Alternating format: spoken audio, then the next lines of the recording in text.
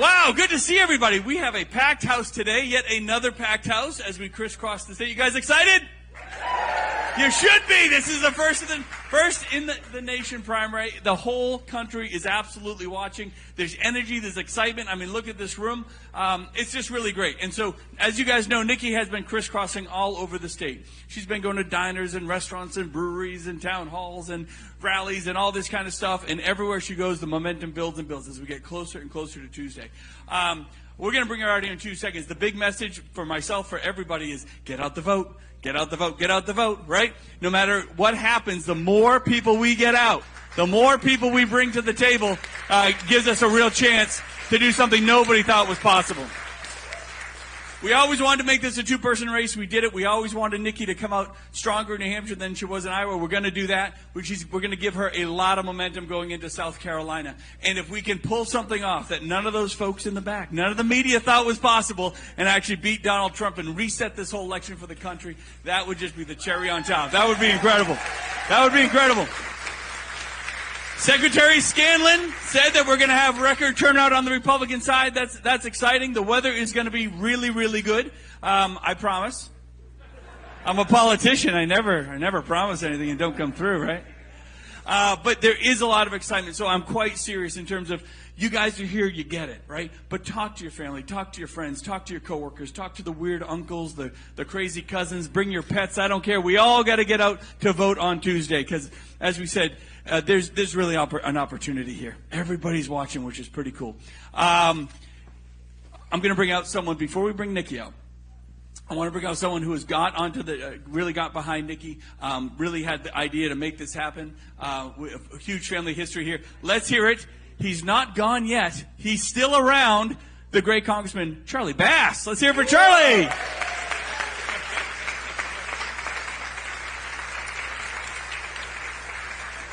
As unaccustomed as I am to public speaking, it is a pleasure to be here. Welcome, Andy Peterson, former state senator.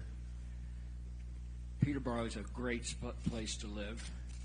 Candidates for president have come here year after year, decade after decade. And it is a real honor today to have the next president of the United States, the only candidate who can beat Bill Clinton and beat Donald Trump. She served with distinction in South Carolina as governor, as UN ambassador. She is bringing this campaign to New Hampshire the New Hampshire way. She's out here meeting people, talking to people, and she will earn all of our vote.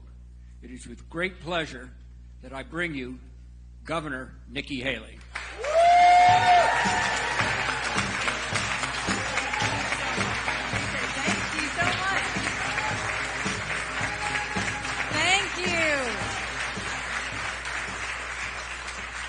Thank you. We've got you guys squeezed in so you get to love each other today. I appreciate that. It's so... Oh, thank you very much. Oh, that's so nice.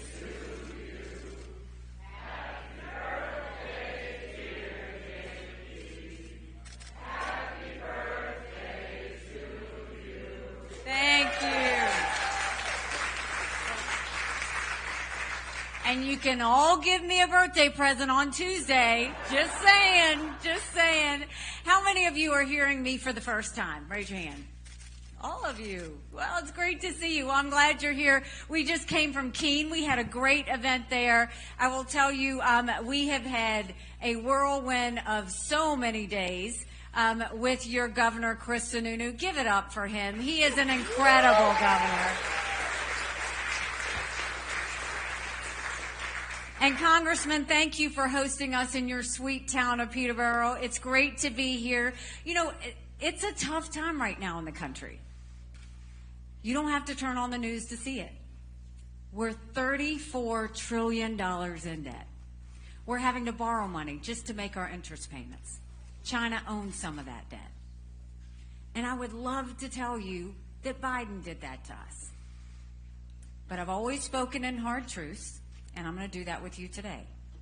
Our Republicans did that to us too.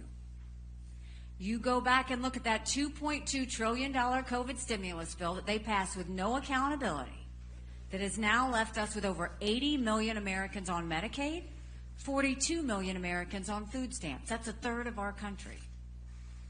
And now they continue to waste money with no thought that it's our money they're spending. Congress has one job. That's to give us a budget on time. Do you know they've only given us a budget on time 4 times in 40 years? 4 times in 40 years. Do you know when I get to the White House what we're going to say about that? No budget on time, no pay. We have to put an end to that. And I think it's finally time we put an accountant in the White House. We need someone that knows the value of a dollar. The way we'll deal with our economy is we'll claw back the $100 billion of unspent COVID dollars that are still out there. Instead of 87,000 IRS agents going after middle America, we'll go after the hundreds of billions of dollars of COVID fraud. 1 out of every $7 was spent fraudulently. If 8% of our budget is interest, quit borrowing. Cut up the credit cards. You have to balance a budget every day. I had to balance a budget as governor, so did Chris. Why is Congress the only group that refuses to balance a budget? We'll cut the spending, we'll cut the borrowing, we'll eliminate their pet projects and earmarks, and I'll veto any spending bill that doesn't take us back to pre-COVID levels. That will save us trillions.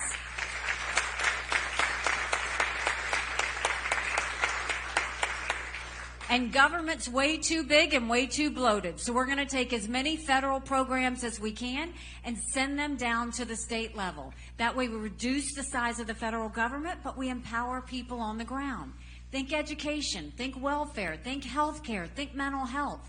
If all of those resources were sent down to the states with no strings, how better we could go and use that for support services. And then we want to go and make sure that we open up the middle class. We're watching the rich get richer and the poor get poorer. And so we want to make sure that we eliminate the federal gas and diesel tax in this country. We want to cut taxes on the middle class and simplify the brackets. And we want to make small business tax cuts permanent. They made the corporate tax cuts permanent. They only made the small business tax cuts temporary. Small businesses are the heartbeat of our economy. We need to start acting like it. And then you look at education. Did you know only 31% of 8th graders in our country are proficient in reading? Only 27% of 8th graders in our country are proficient in math. If we don't do something and do something quick, we're going to be in a world of hurt. That's why in South Carolina, we knew if a child couldn't read by 3rd grade, they were 4 times less likely to graduate high school. So instead of pushing them forward, we started holding them back. We brought in their parents. We did reading remediation, and we set them up for success. We've got to do that all over our country. We have got to get our kids reading again.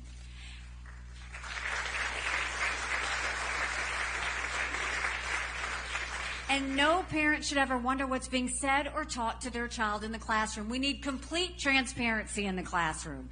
We'll put every curriculum online so that parents can see it. Parents have one job. They know what their child needs. That's why every parent needs to be able to decide which school their child goes to or what mode of education they get. And then let's start building things in America again. Let's put vocational classes back into our high schools.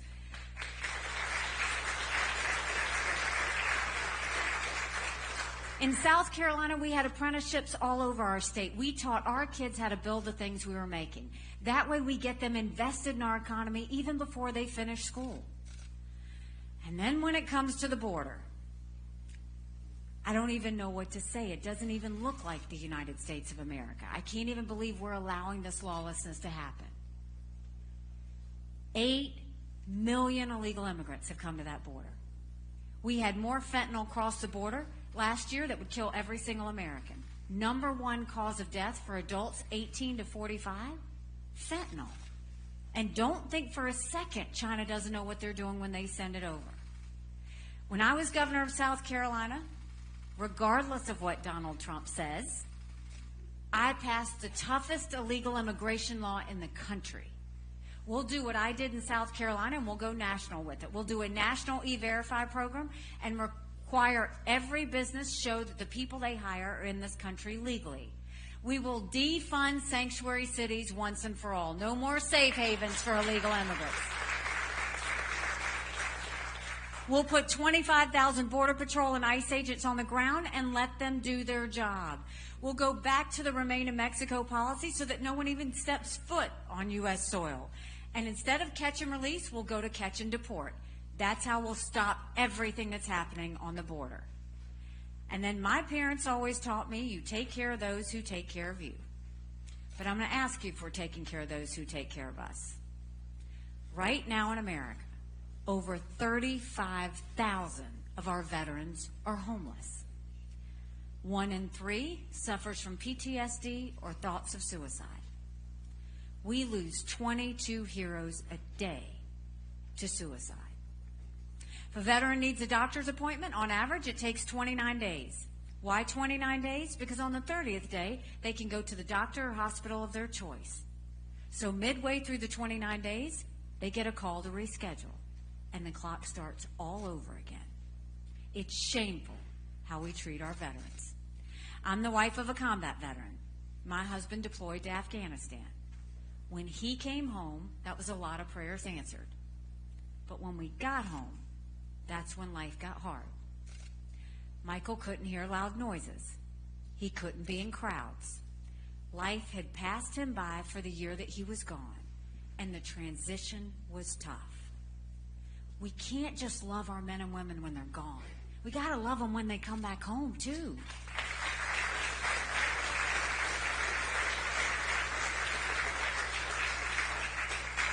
Let's do more than just that 2-week transition. Let's take care of them for the long haul. Let's put telehealth in so they get the mental health care they need right when they need it.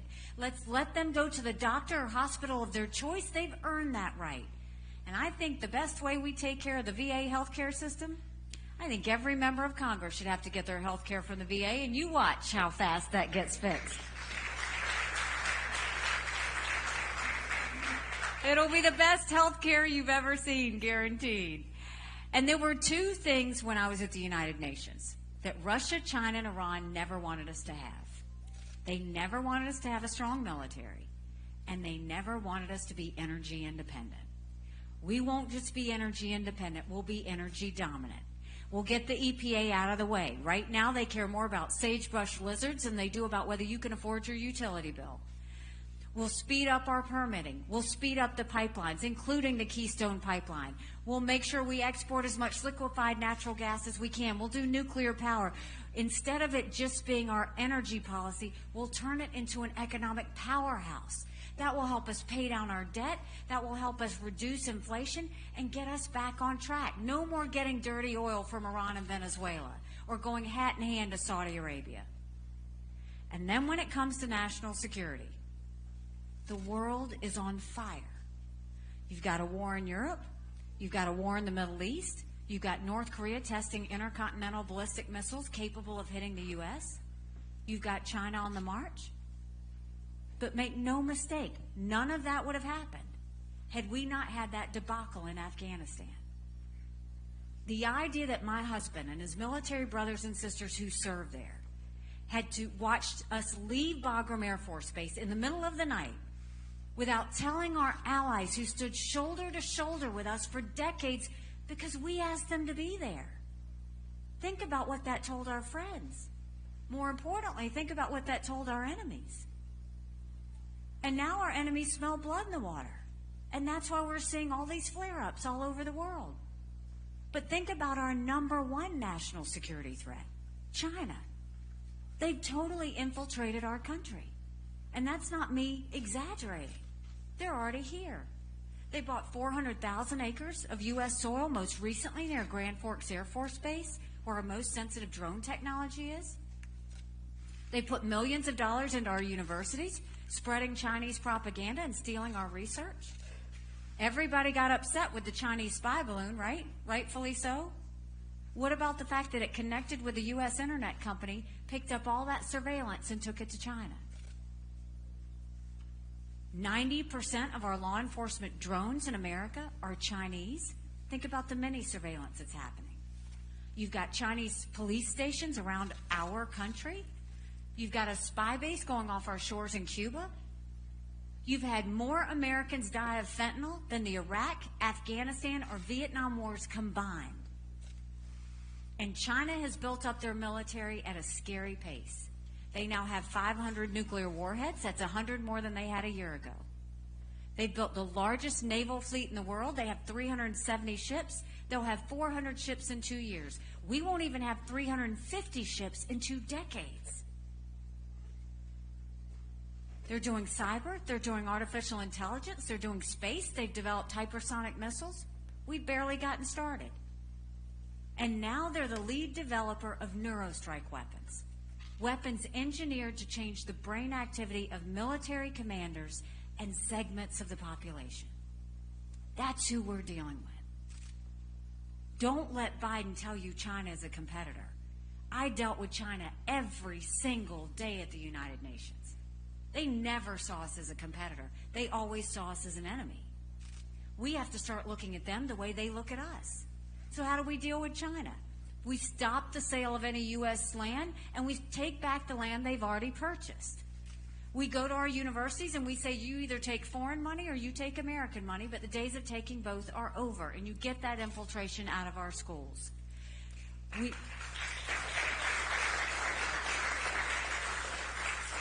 We blacklist the technology that builds up China and threatens America.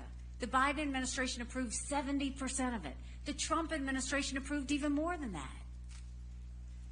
We go to them and we say, we're going to end all normal trade relations with you until you stop murdering Americans. You watch how fast they move because they need our economy.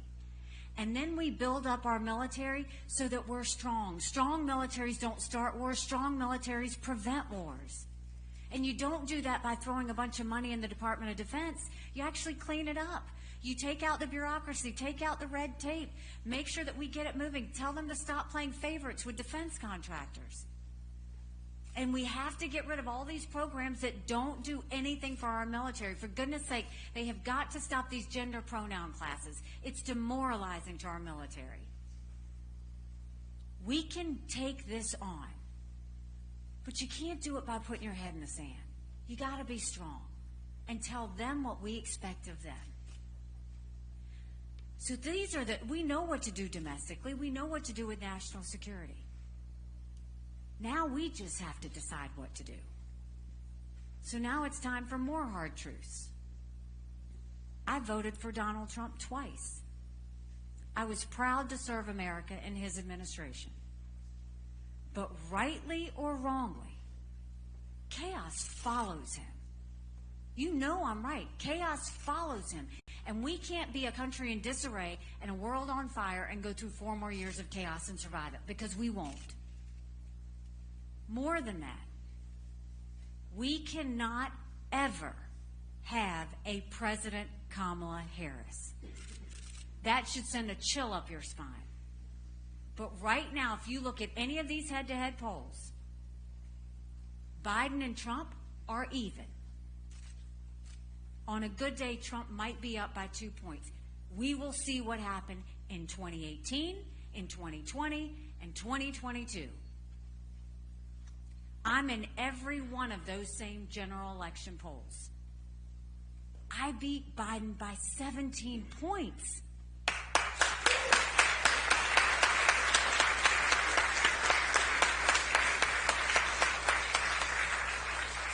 Do you know what that means? That's bigger than the presidency.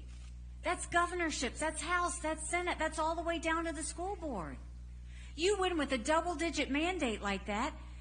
That's a mandate to stop the wasteful spending and get our economy back on track. That's a mandate to get our kids reading again and go back to the basics in education. That's a mandate to secure our borders with no more excuses. That's a mandate to bring law and order back to our country, and that's a mandate for a strong America that we can all be proud of. Don't you want that? Woo!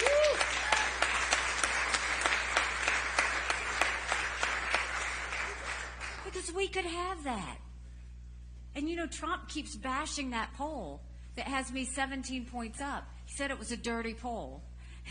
His own pollster did the poll, so I don't know how he could say that. He says that I'm losing to Biden in the polls. Look at any of them. You had one that came out yesterday. This should show you too. It's for New Hampshire.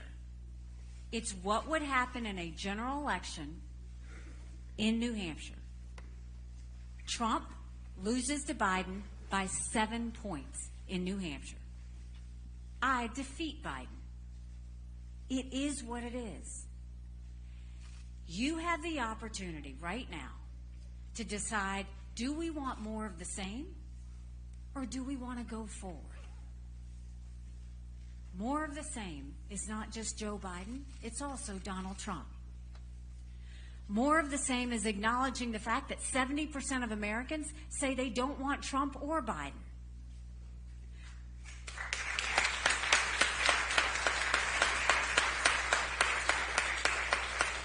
The majority of Americans disapprove of both of them. Look at the numbers. Both of these men put us trillions of dollars in debt, and our children will never forgive them for it. Everybody talks about what a good economy that Trump had. And it was good, right? But at what cost? He put us $8 trillion in debt over 4 years. How is that any different than Biden depleting our oil reserves just to make sure we had good gas prices? He put us at risk. Trump put us at risk by running up our credit card knowing we couldn't pay it back. And China, Russia, and Iran see that. And then you look at the fact that both Biden and Trump are so focused on their investigations and their grievances in the past that they haven't given us a vision for the future. Our kids want a vision for the future. Now, Trump has been out there, and I've seen the ads you've seen, and everything he has said has been false. And I wish we could take every ad that was lying down because he'd have no ads on the air. He says I'm not for the border. That's a lie. I passed the toughest illegal immigration law in the country. President Obama sued me and we won. I have always said we have to secure the border. He said that I want to cut Social Security. That's a lie. I never said that. He actually said he wants to raise the retirement age to 70. He said I raised taxes. I never once raised a single tax, although he proposed raising our gas taxes by 25 cents in 2018 when he was president. And then you go and look at what's happening with our national security. When you have a world on fire, it's no game, because our job is to prevent war. Our job is to protect Americans. And look at the situation that we have. I don't know if you remember when North Korea tortured Otto Warmbier, that college student that went there. I dealt with Otto's parents on multiple occasions. I told them not to be quiet, but to be loud. I told them to fight back, and they did. They're the strongest people I know. When Cindy Warmbier, Otto's mom, who watched him come back in a state none of us should ever see our children come back in, and she fought anyway. Do you know how hard it was for her to hear her president say that he was writing love letters to the man that tortured her son? What about the fact that Trump praised President Xi of China a dozen times after China gave us COVID? He said he stood with China when they took Hong Kong's democracy. He congratulated the Chinese Communist Party on their 70th anniversary. Who does that? Not an American president. Do you know I had to sit down with him when we were in the administration and tell him to stop this bromance he had with Putin? It's dangerous. You don't do that. And we've got a world on fire right now, and it's concerning. And it's personal for me. 6 months ago, I dropped my husband Michael off at 4 a.m. for another year-long deployment. And I watched him and 230 soldiers pick up their 2 duffel bags of belongings to go to a country they'd never been, all in the name of protecting America. They're willing to sacrifice their lives and their families because they still believe in this amazing experiment that is America. So if they're willing to sacrifice for us there, shouldn't we be willing to fight for America here? Because we have a country to save.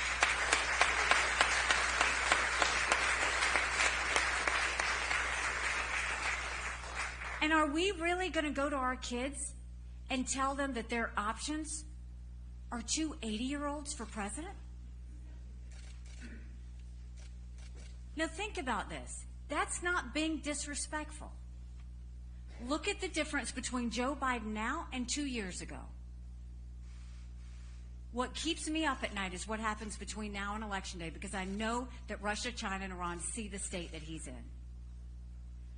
And then you have Trump. And last night, something happened that has happened multiple times. He was on a temper tantrum about me, which is fine. He does that often.